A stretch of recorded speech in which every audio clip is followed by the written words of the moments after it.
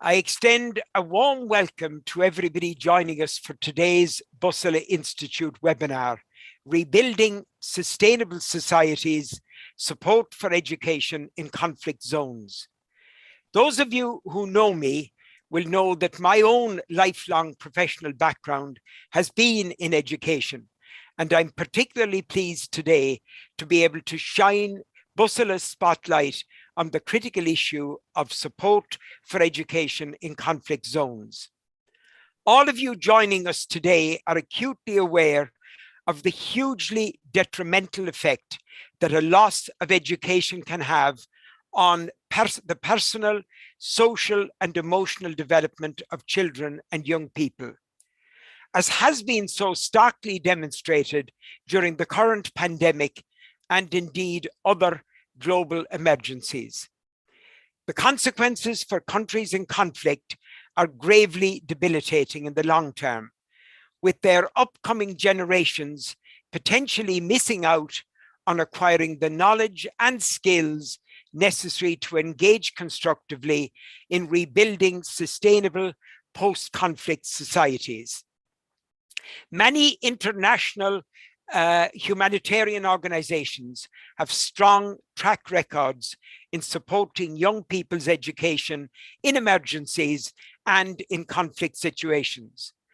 But the decline in humanitarian aid in support of education during conflicts and in post-conflict situations is of increasing concern. While there are many positive examples of governments and humanitarian organizations providing for education in conflict zones, these efforts are not always given the attention and the support that are needed.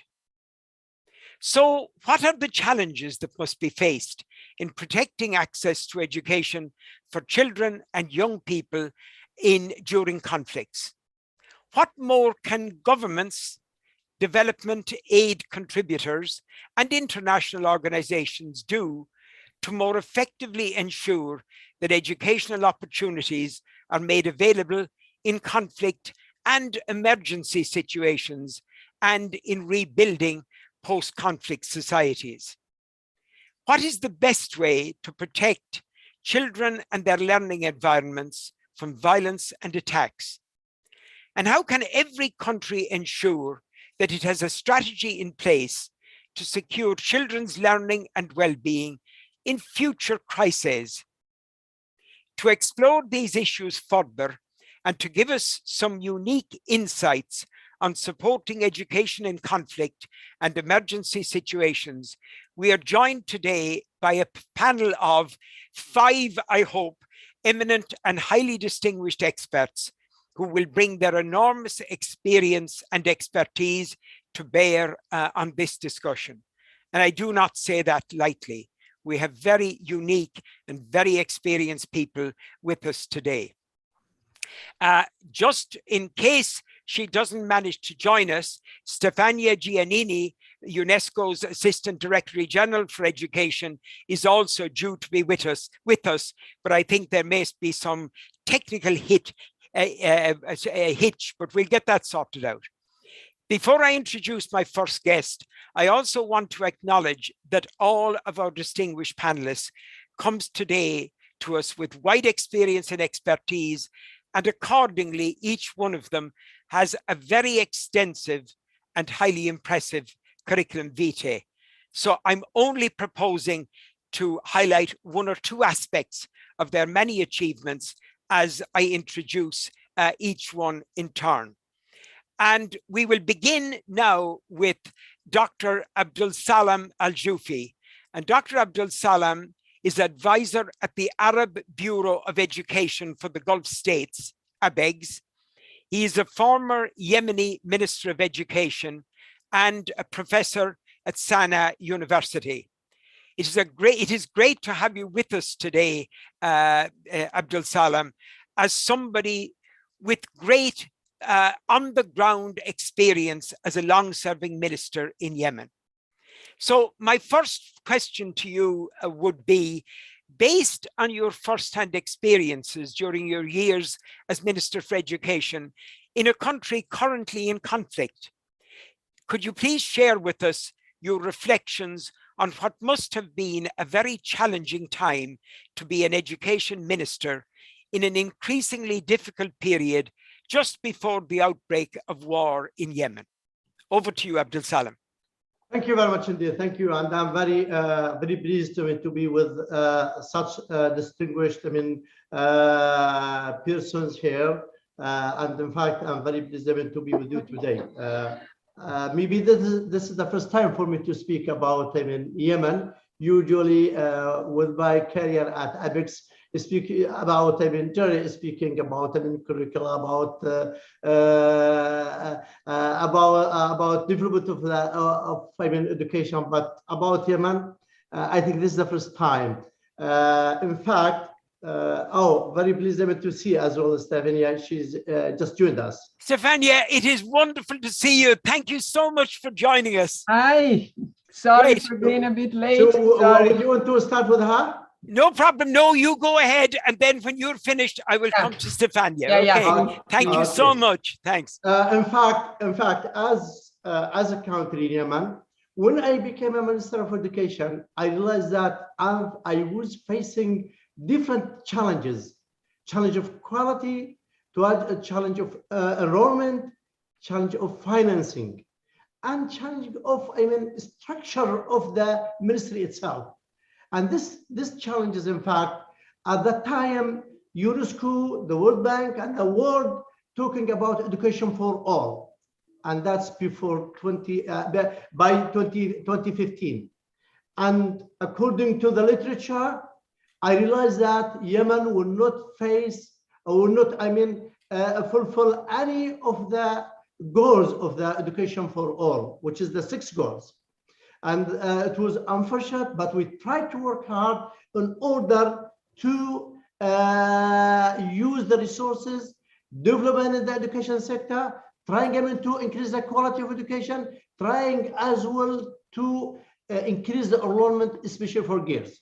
The equity and the equality at the time was really in danger. But we start building the strategies. We start bringing people together. We start harmonize the work among the donors and among those who are working in the field, either donors or accredited agencies. Unfortunately, then come the new challenges. The war between the government and the Houthis. That's in 2004. Just after a year after being a minister, then the extremists coming into the south, which is the Islamic extremists coming to the south and bombing, and this caused not only another challenge, but another challenges. The government reduced the budget for education from 20% from the total budget till 15%, and not only that, but also some schools start to be affected. Some teachers start as well to be part of the problems rather than become part of the solution. So and new challenges coming to the education sector. What I want to say that the countries, the problems, it doesn't come at once. It comes gradually. But for the education sector, it's come really very disaster and very effective to the education sector. So we realize that the quality of education, rather than we want to improve it, it's become down. Centralize the work. I realized that the Ministry of Education at that time worked as a center government, as a center Ministry of Education. To appoint a teacher, he used to come to the minister. So we tried to work decentralized. We want to work with the local community. We tried to work within the governance, within the districts, within the schools, and give them the responsibilities, give them give them the full right to appoint and to try to work independently. Again, I think at the time, which is between 2003 and 2011, we tried to put Yemen on track, and the Unesco reports, the World Bank report, and the Unicef report as well say that we start to be on track with the help of the international community, with the help of the GBE. At the time, it was called Catalytic Fund. So we try them to build the strategies, having a strategy for basic education, a strategy for the secondary education, a strategy for girls, a strategy for community participations, trying them to, come over of what is going on to come, which is the disaster. And I think we succeed to some extent, but it's explode. And what happened after that is really very harmful for the education sector, for the community, for the whole country, but for the education sector especially. That was great. Thank you so much, Abdul Salam. And there are a number of issues you raised there that I will come back to you again. Incidentally, Jihan, Andreas wants to do screen sharing, so you may have seen the message. Stefania, it's so wonderful to have you join us.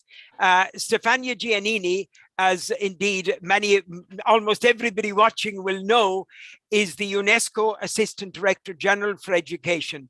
And in this capacity, she is the top UN official in the field of education. Stefania is a former Italian Minister of Education, Universities and Research. And as I explained, Stefania, I know your CV is so much longer than that, but I'm only just going to introduce a few.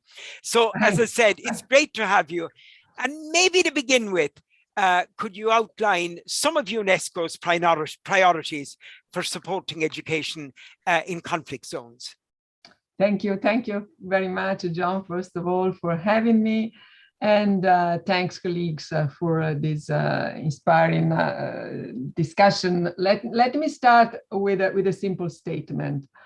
I don't think that the international community's commitment to assure by 2030 inclusive quality education for all will be achieved without prioritizing education in conflict zones. It's simple like this. Why that?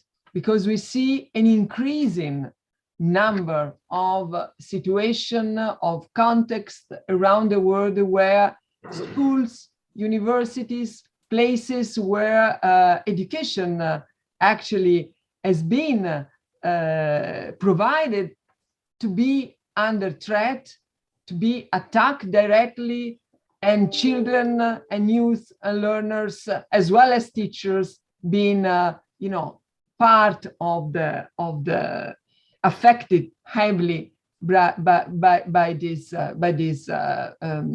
attacks against education, which has also a symbolic value, so to say, as we know. Destroying a school or a library, it's not simply an act of war, but it has also the meaning of destroying or trying to destroy identity, culture, what is behind education, what is within education as a fundamental mission. Only in the last 6 years, there were around 13,000 attacks on education, with over 25,000 students, teachers, academics injured, killed, or harmed. And this is something that gives us the sense of the scale of the problem. What are we doing at UNESCO? How UNESCO is contributing as the guardian organization of SDG 4? Well, first of all, it's about advocacy, and it's about calling for prioritizing education within the international community with partners and strengthening partnerships with main actors engaged on this side. I wish to give you some concrete example. We are very much joining forces with Education Cannot Wait, which is the special fund for refugees, migrants, and more generally speaking, broadly speaking, education in conflict zones. We are working with them, especially in Beirut now.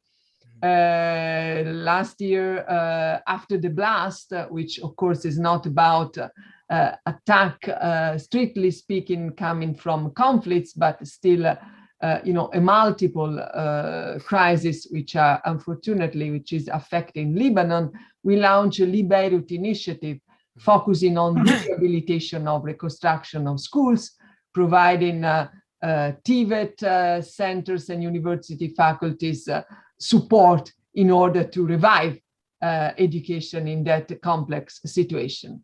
And we are also having a higher ambition, which is revitalizing contests where the war actually destroyed completely the community, as well as buildings, historical buildings, as well as interrupting education brutally. I'm referring to Mosul, where the Director General of Unesco launched 3 years ago, immediately in the aftermath of the end of the war. The initiative revived the spirit of Mosul, where UNESCO is in charge of rebuilding the mosque, rebuilding the library of the university, and many other historical buildings, as well as education, as well as supporting the community through teacher training, through higher education and faculty members, technical assistance, in order to make Mosul once again a crossroad of culture, of languages, and religious identities. So these are two simple examples which can give you the sense of the action on the ground. Mm-hmm. And I think that this target within SDG 4 cannot be neglected, must be prioritized increasingly in the coming years, if you want really to achieve SDG 4 as a whole. Over to you. That's great. Thank you very much. That's hugely interesting. And it's something that's building on what Abdul Salam said. And I know that Andreas and others will build on that again. And we'll come back in another round of questions to some of the points you've made. Our next panelist is Andreas Schleicher. And Andreas is the director for the Directorate of Education and Skills at the OECD. He initiated, and he's probably best known for, and continues to oversee the program for international student assessment, PISA, and indeed a wide range of other assessment instruments that have created a global platform for policymakers, researchers, and educators worldwide. I've worked closely on and off with Andreas for well over 20 years. And he's a person for whom I always have enormous regard.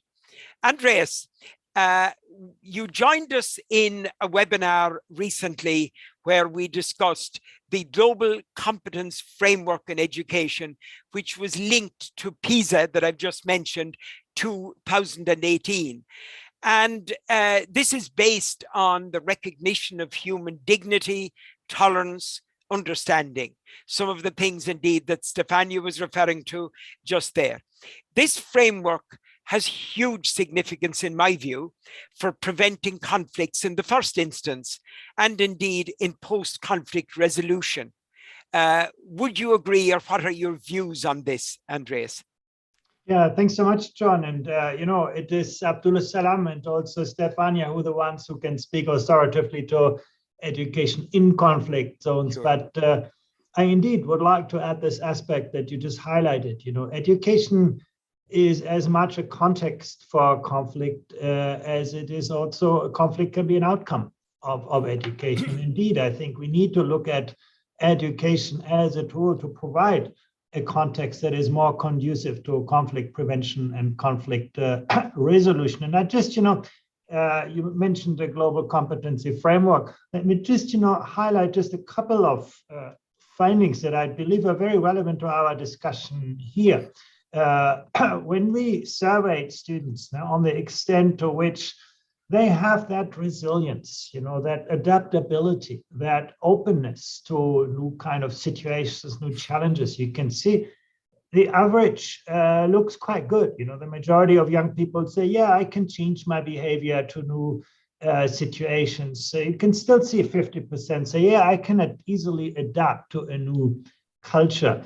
But you can also see the massive variability across this, across countries on this. And you can look to some education systems that are doing amazingly well academically. You look to, Vietnam or Macau. But actually, when it comes to students' ability to, see the world through different lenses, perspectives, adapt, actually, those education systems have a long way to go. At the other end of the spectrum, you can see Bosnia and Herzegovina, a country that was ridden by conflict, actually doing quite well. Students actually have learned to have actually cope with change. Mm-hmm. Another aspect that I do think is very, very relevant is to what extent are young people open to other perspectives, other cultures. And once again, you can see, you have about 60% of students who say, yeah, I believe there are two sides to every question. And I try to look at them both. That's the first step towards, dealing with conflict. Can you understand? Do you develop a kind of empathy for other views and other perspectives? And you can say, yeah, it's the majority of students. And I'm talking about students not in conflict. These are students in, OECD countries. But it also means there's a third of students where that is not the case. And that's, I think, what we need to worry about. That's what we should look at. How can we actually make those bars 100%? When I ask, to what extent are young people interested in learning about other cultures?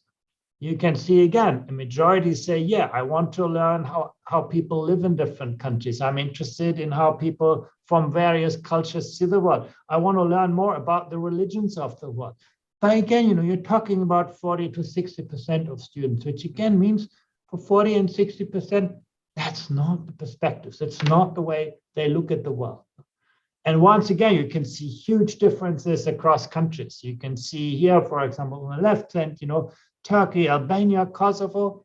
Some of those countries, had a hard time, but you can see actually young people are quite open. At the same time, you look at the other end of the spectrum.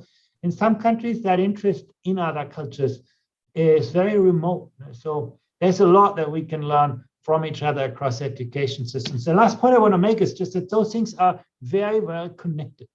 Young people who can take perspectives are actually much more open to other cultures. They have more respect for people who are different from them, live in different cultures, live in different traditions. And they also tend to have more positive attitudes towards immigrants. This is another way how we often, experience other cultures. Now, they are more adaptive cognitively. They have more greater interest in learning about other cultures. So again, I think if we do a better job in our education systems, and that's really the message I want to convey to help young people, see the world through different lenses, appreciate different ways of thinking, different ways of walking, be open, interested in other cultures. I do think we set a context in which conflict is probably a lot less likely. Thank you, Andreas. Thank you very much. And indeed, we'll be coming back to some of those points again as we move on through our discussion. And I'd like now at this stage to introduce our next panelist, and it's Claire Dalton.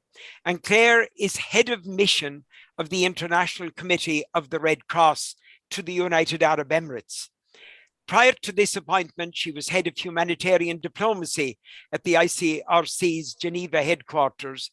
And indeed, prior to that, she spent 8 years in the field with ICRC across a variety of conflict settings, and indeed in a variety of very challenging positions. Claire, it's my great pleasure, our great pleasure, to have a person of your experience join with us today. And I'll begin by asking you a question about the ICRC. And the ICRC is the custodian of international humanitarian law, based on its mandate delivered by the international community. How do you actually use this mandate to protect access to education for children in situations of conflict and violence? Well, thank you very much. And thank you for welcoming me to this webinar. It's great to be amongst these distinguished panelists. I think it's a really important question. I mean, in a sense, IHL, or the rules of war, also provide a framework that can help protect education, if, of course, people are aware of that. And, you know, the rules of war, or the laws of war, are really about guiding those fighting on what is acceptable and what is not acceptable. And there's a number of rules that can help ensure that people continue to receive education during armed conflict. I think many panelists have spoke about that very challenge. It's all very well to offer education services, but if children can't access those, or if schools aren't protected, or if teachers are targeted, you know, that will, of course, disrupt the best education system. And I think, you know, conflict is very complex. So, you know, speaking to what Stefania was saying about the challenge to realize the SDG on education in conflict settings, I think that's incredibly true. Now, ICRC, obviously, we're not an education provider. We can't do a lot of what other organizations do, but I think ensuring that people understand the rules of war and recognize that schools are protected. Schools are usually civilian buildings. They mustn't be attacked. You know, students and teachers are also civilians. They're protected under humanitarian law, as are all civilians. And I think we have to, as ICRC, we try to ensure there's behavior change on battlefields, and that people comply with the rules, and that all fighters, all parties to the conflict understand that education, or schools and students, teachers, have the right to protection. And I think we try to do that in two ways. I mean, obviously, there are huge challenges in doing this. I'm not pretending that this is an easy job by any means. But in one way, we have, as ICRC, a direct dialogue with military, with parties to the conflict. And we, of course, talk to them about their obligations under international humanitarian law. And we put a particular emphasis on education and on access to school services, because these are often disrupted and sometimes, I mean, very, very unfortunately, targeted. And another thing we try to do, whether that's during conflict or during peacetime, is to work with governments to make sure that they adopt the necessary domestic laws and practices to ensure that weapon bearers will respect schools during conflict. So, you know, I mean, just as one example, we've guided different sorts of military and police actors on this. We had a program in the Ukraine to integrate IHL and international norms and international policing standards into their respective training and operations, which help government officials to ensure that IHL provisions, that's the law I'm talking about, was respected, including for education services. So, I mean, this is quite specific, I understand that. And, you know, for some people, the law is a dry thing.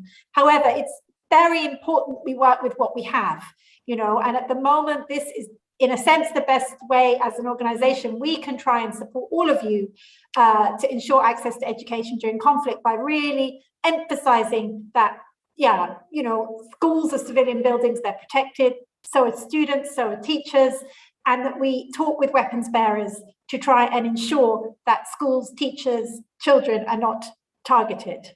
So, yeah, that would be my answer. But I think, you know, let's not forget the law. You know, the programs and activities are super important, but I think ensuring schools are protected is also a very important part of this debate. And indeed, ensuring the schools are protected is absolutely vital, because there are so many examples of where schools are used by the military forces. And we'll come back to that. We'll touch on it again. So thank you so much for that. And now we come to Peter. Peter Power is the Executive Director of the United Nations Children's Fund, Unicef Ireland. Peter, I know for many, many years. He's a former and highly respected Irish politician. Peter also served in the Irish government as Overseas Development Minister. And, you know, he came to UNICEF with quite a wide range of that kind of experience. Peter, in 2014, if I can pick one of your quotes that maybe come back to haunt you from time to time, but in 2014, you said in relation to Syria that, and I quote, UNICEF has a comprehensive plan in place to prevent the destruction of an entire generation of children who, without our help, will grow up angry and illiterate. Can you outline for us UNICEF's priorities for supporting education in conflict zones with a particular focus on the Middle East?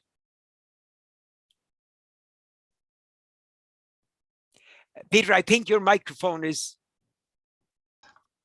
My apologies, John. Firstly, just my compliments to you and everybody at the Bosola Institute for bringing together such a diverse panel on this absolutely critical subject, one of key importance to UNICEF and our work throughout the world. Yes, I did say that in 2014 at the height of the Syrian crisis and the refugee crisis, which spilled over into a number of neighboring countries at the time. And I think that's probably, even though there have been various other conflicts around the world which has impacted the education of children. I'm thinking of South Sudan, Afghanistan, Yemen, of course, Abdullah Salam. But I think the Syrian crisis is probably the most complex and multifaceted case story in relation to how to deal with the disruption to children's education in emergencies and in civil and violent conflict. And I suppose I look at it from a human rights perspective. We operate under the Convention of the Rights of the Child, and that pure right to education, it transcends where a child is at any given moment in their lives. And of course, so many children from Syria were uprooted and one day living in relatively sometimes comfortable affluence in good schools, good education, and the next day living in tents in appalling conditions in refugee and other types of camps. So it is a good case study about the importance of different types of interventions. In 2013, 14, 15, I visited Syria and Jordan, Lebanon and Turkey on many occasions with private sector partners and media. I was able to see it firsthand, the very different types of interventions that are necessary in order to protect children and education in conflict situations. So for example, you look inside Syria itself, the use of educational institutions themselves as military bases, and you referenced that yourself only a couple of minutes ago, John. Just outside Aleppo, 10 kilometers outside Aleppo, I visited a school where the pockmarks of bullet holes were on the wall where people were executed, and children were now in that particular school. This was after the conflict died down in Aleppo. And it was a stark reminder to the fact that this institution was right in the middle of a conflict zone, and yet it was a school. Every window of the school happened to be blown out, and yet UNICEF had to try and provide education in that very fragile context. And then you move just across the border into Jordan, into the Zaatari refugee camp. I first visited that camp when it was what I described at the time as a quagmire of mud and misery, because it had just started up. It was in the winter months. And children, as I said, who left affluent and well-educated, well-resourced schools were now living in tents with no schools whatsoever. And many of them in these conflict situations were suffering from PTSD. In fact, sometimes very severe PTSD. I met one child in Zaatari refugee camp who only a few weeks earlier had lost his entire family to a bombing. So trying to provide education in these contexts is extremely difficult and complex. Subsequently, the Zaatari refugee camp, working with many other partners, we established really formal education inside the schools, and that was fantastic for those children. But it certainly was a graduated approach. Then you look right across to the west, and you look to Lebanon. The situation there was completely different. There was no formalized refugee camps per se. They were just informal tented settlements, about 1,300 of them. I visited many of them, and these were really appalling situations for children, for their health, their water, sanitation, hygiene, but especially for their education, just because there simply weren't any schools. So we had to provide the very most basic of tented, safe spaces for children to get them out of their tents, because a lot of the children in these contexts, their homes, their new homes, can be very dangerous situations for them. So to bring them into friendly spaces where they interact with other children in educational contexts is key. And then moving north into into Turkey is a very different example, and one in which the Turkish government, to its credit, really took ownership of the situation and intervened. And it said there are hundreds of thousands of child refugees here in around Gaziantep. So what they did was they doubled up on their school facilities. So they said the refugee children can come into the schools after the Turkish children finished during the day. And Unicef provided the resources to fund mainly Syrian teachers who had migrated across the border to provide that education. So to answer your question directly, John, yes, there was a comprehensive plan. We called it No Lost Generation, a phrase I know that'll be very familiar to my panelists and to your audience. But that was a very comprehensive, but I think through the examples I've shown, a very multifaceted type of response depending on the various different country contexts. So I would leave you with I'd leave you with one anecdote, if I could, very briefly. When we brought a private sector partner, a philanthropist, right onto the border between Lebanon and Turkey, he met with a group of young boys in one of these 4 informal tented settlements. And these were very angry young men because they had left very stable existences and now they were living with their parents in tents. And he asked these children, teenagers, he said, what are your options? And they all just said in unison, we either migrate to Europe, face a very difficult journey. We go across the border where they were being offered $150 a month to fight with ISIS, or else they said, and this was their least favorite option, it won't come as a surprise to you, they said, or we can stay with our parents in these tents. And our private sector partners said, well, listen, I'll give you another option. I'll provide education for you, vocational education, giving you the skills so when you go back to Syria, you'll be able to rebuild that country. And all of them, to a person, adopted that final one. So it's just an example of how important education is for young people in these complex contexts. Brilliant. No, that's fantastic. We'll move on now to the next. I'll go through again. This time, if you could give me maybe a more, say a slightly more succinct answer, please, so that we can get through. We've about a little over 23 or 4 minutes left. It's amazing how the time flies. And I'll go back to Dr. Abdul Salam. During the answer to your earlier question, you touched on the importance of the education of women and girls.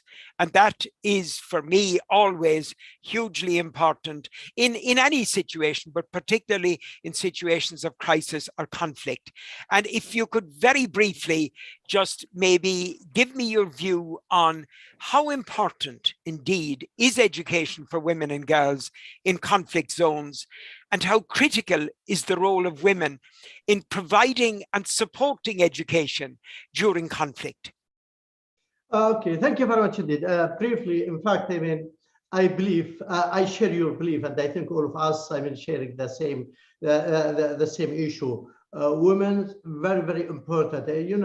If you talk about, the problems of water resources, who are going to appreciate the drop of water if this is the women? Who's going to plan for the family? Not only that, but even economic-wise. A country would neutralize 50% of the community not working, not having education. That's mean zero income. And zero income, that's mean there is a responsibility not going to be fulfilled. I think it's big challenges for the countries, poor countries, especially countries in conflict, the education of girls and education of women, and participate of women in the education and other work in the society. We believe that we have to encourage girls' education, and that's the reason why we try to spread the education as much as we can, building small schools, having alternative schools, having female teachers, because education is a social act, and it is as a part of the social work, and you can't divide it for men and women. But we have to agree that there is some social forces benefit women from going to schools. They need the special schools. They need them in women's schools. They need girls schools. They need girls teacher. So this is really a big challenge. And we face that in the field, and we know the interfaces. How is it improved? Women, if the women go to the education, they are not only increasing the income of the society, but they are increasing the understanding of the society. And this is the kind of conflict. Ignorant women will not benefit hateness. Ignorant women will not benefit violence. Whereas educated women, that's you will have educated society. You will have a society understanding each other. She will negotiate with her son and her daughter. That's and even she will benefit her husband from going to pump herself. Absolutely. But whereas ignorant women, that's you have 50% of the society paralyzed. And this is what happened. We notice that it is not a theory. It is not just a special talk. It's a practical work. We found that in the societies. We find that in the villages. We find that in remote areas. And I think briefly again, women in the heart of the crisis, positively and negatively, and we can't work without them. Not because they are 50%, but they are the main essential work in the education.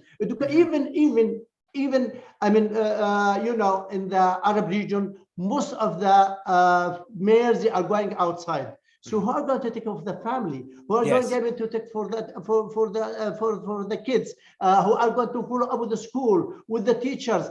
If this is not the mother or the big sister, they are going to be. I think we are losing a lot of chances. To improve the education sector and to prevent violence.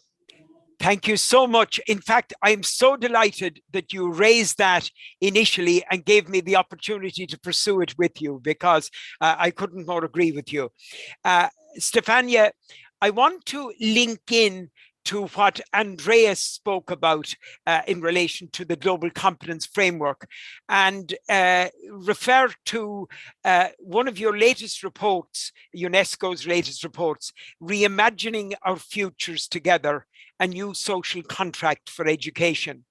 And in that, you assert the need for education to be grounded in mutual respect for human dignity, tolerance, and social justice. And this is very much what Global Competence Framework is all about and is looking at. So given in the context that you know best, given in the nature of violent conflict, how can we try to ensure that those ideas and practices are part of a curriculum during conflict, and indeed in the very sensitive post-conflict time? Thank you. Thank you very much for this question. This report is not a blueprint. 26 years after the Delors report, I think all of us remember the influence of that publication, which has been released by an international commission hosted by Unesco, as well as this report. Is more a visioning exercise. I think that the substance of the report should be summarized as it follows. What we need in this century is a learning to care. What we need in this century is to rebalance in and through education our fraught relationship with each other, relationship with the planet, relationship with technology. These are, in a nutshell, the main messages coming from this visioning exercise that the International Commission chaired by President Sahle-Work of Ethiopia actually did over the last 2 years. And interestingly, this initiative has been launched and promoted by the Director General herself of UNESCO before the COVID-19 happened. And more than ever now, it's so important to reimagine education and focusing on that side, which is the core focus of the global framework, which Andreas just presented, that means investing more in developing socio-emotional skills, in skills and competencies which can develop empathy, compassion, and which can help children and youth to understand and resolve conflicts. So this is very much a broad recommendation, a broad framework, but of course it can be applied even more naturally in context of conflicts and in a situation where education, like the sensitive post-conflict situation where education is under threat. And the report, last point, and all our work on the digital divide aims also to make technology work first for the most marginalized and vulnerable, including children in conflicts. So I'm sure that in the coming months and years, this report will, how can I say, set the scene about the global debate on education under this perspective. Thank you so much, Stefania. And indeed, I will come based on your last point, the digital divide. I'll come now to Andreas again. And while we could talk forever about the Global Competence Framework, I know you can on any aspect of education. So maybe taking up Stefania's point, what do you see as the role of digital technology and connectivity in conflict and post-conflict contexts, in supporting, maybe enhancing and enabling education at a distance, knowing there will be all kinds of challenges? Thanks, Andreas. Yeah, there are obviously two sides to this. One is the technology itself. And, you know, technology can bring great teaching to the last corner of the world. It can multiply good practices. It can make learning more adaptive, more social, more interactive, more real. It can give young people experiences that they cannot have in a kind of physical proximity. So there's a lot of potential for education actually to be transformed by technology, and for teacher capacity to be just, you know, extended, enhanced, and scaled through technology. And there are many good examples. In fact, you know, I think we have seen during the pandemic how much technology can do to actually reach students. But there's another side to this, and that concerns me equally much. You know, in a way, I think technology is far more advanced than the skills of people to actually use it wisely. In effect, you know, even among the countries I know best, the OECD countries, it's a minority of students who can distinguish fact from opinion. You know, and actually, and if you do not understand an algorithm, you're going to become very quickly the victim of an algorithm. And I think that's the side of the technology. So it's not just educating through technology, but it's actually educating for a world in which technology will play a greater role. And that means, you know, critical thinking, the capacity of young people to, again, appreciate different viewpoints, navigate complexity, thrive in ambiguity. I do think those are skills that are going to be absolutely crucial. Otherwise, you know, technology is just going to polarize our world, polarize our opinions, and, you know, create these echo chambers that ultimately will result in conflict. Yeah. Thank you so much, Andreas. And we'll move on to Claire. And Claire, I'm going to take just based on your own experience. We're talking about conflicts, the difficulties for education. There must be some good stories as well. And again, this will have to be very briefly because we're running, unfortunately, the hour is very short when we get into this, when we start. But there are many, many protracted conflicts around the world that are proving very difficult to resolve. Are there any examples, or is there any example that you're aware of where education has been effectively protected and supported during this period? I mean, it's a pretty hard question. I mean, I think protracted conflict is a huge issue in the sense that wars are going on for longer and longer. So, you know, we really also have to look at the way we ensure access to education, during these very complex settings over a pretty long period of time. I mean, a lot of the contexts, even in this region we've been operating in, have been going on for 30, 40 years.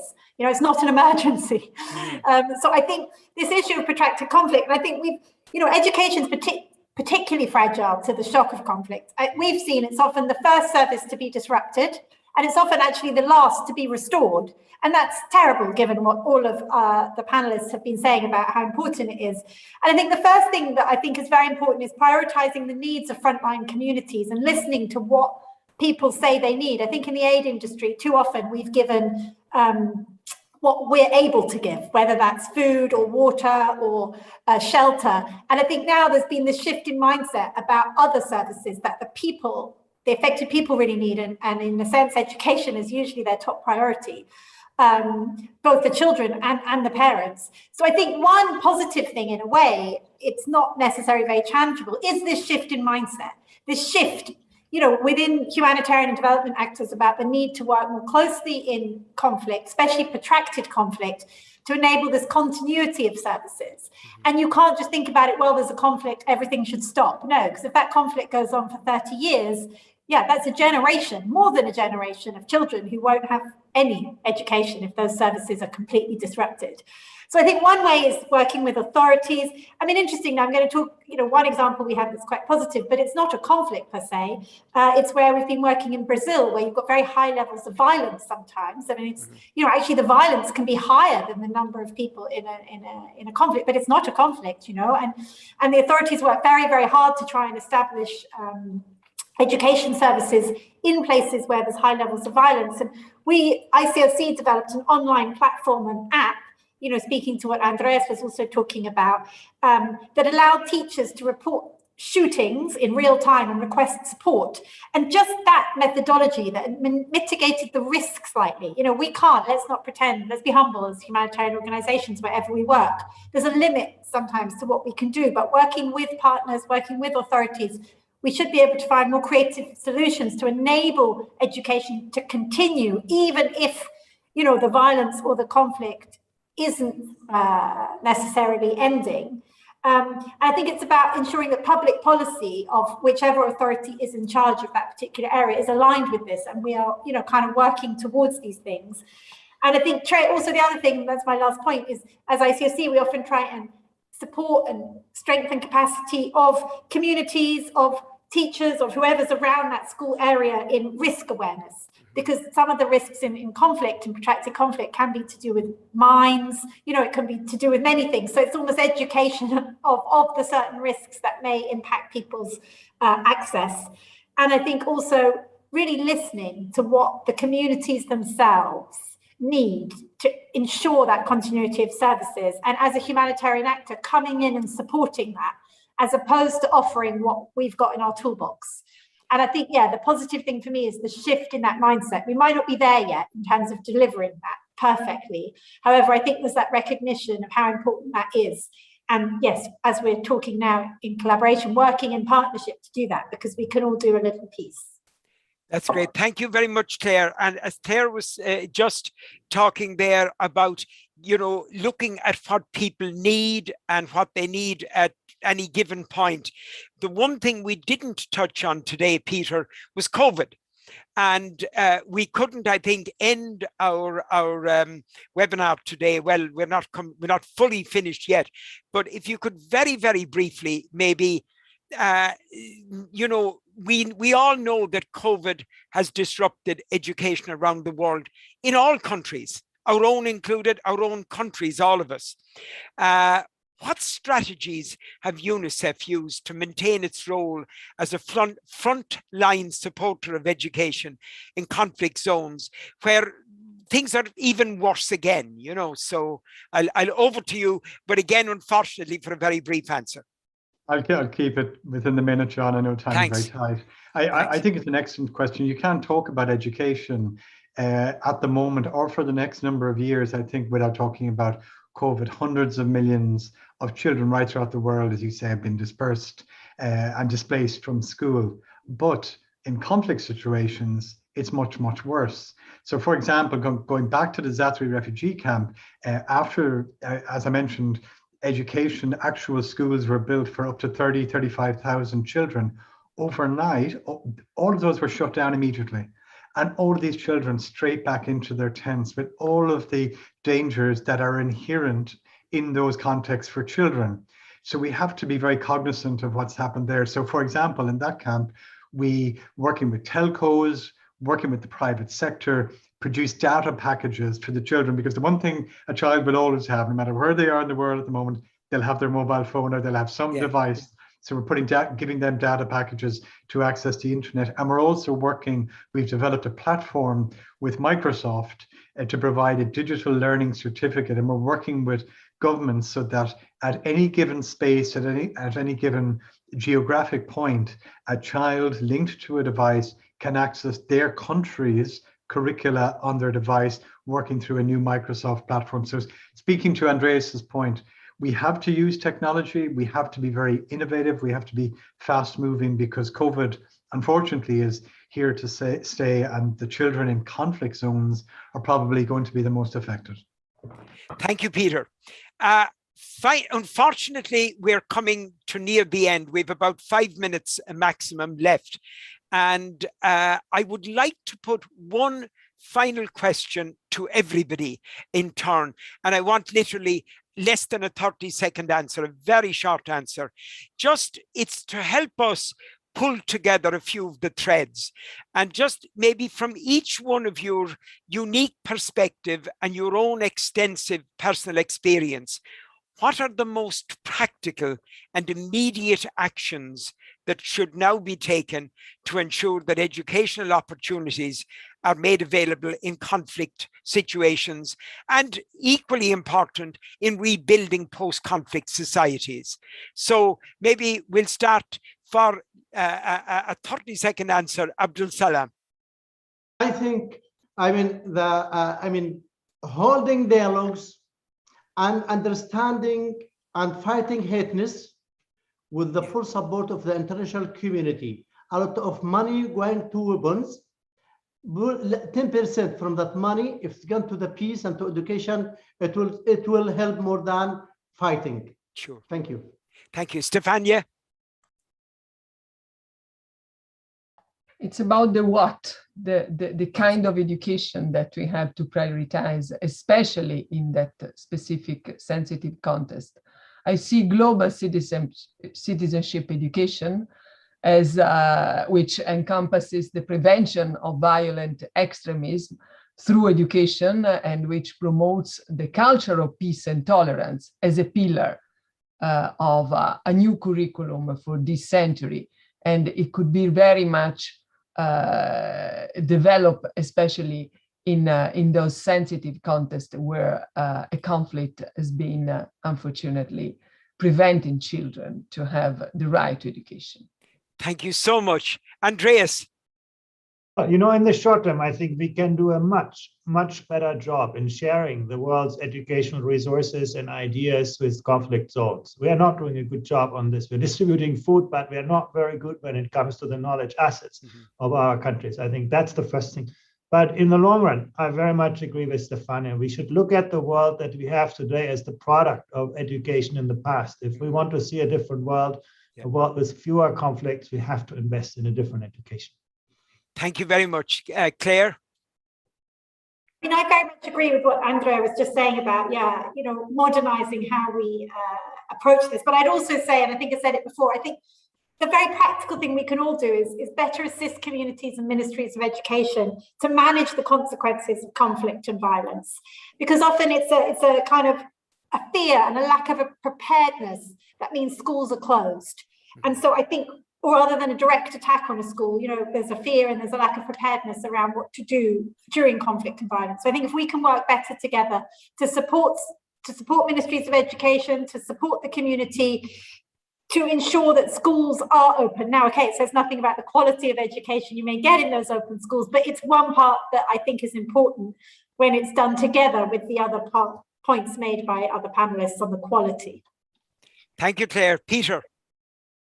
Very briefly, and this is touches on my last point, I think we're in the middle of a technological revolution around the world. We need to embrace the technology and all that that can bring to education. Generally, education is going online, and even in very fragile areas, we need to embrace that and embrace the opportunities that's provided by education to bring education to children, even if they can't get to school.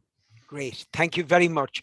That was wonderful, and it will help us pull our report on this webinar together, and we'll share a copy of it with each one of you when it's ready.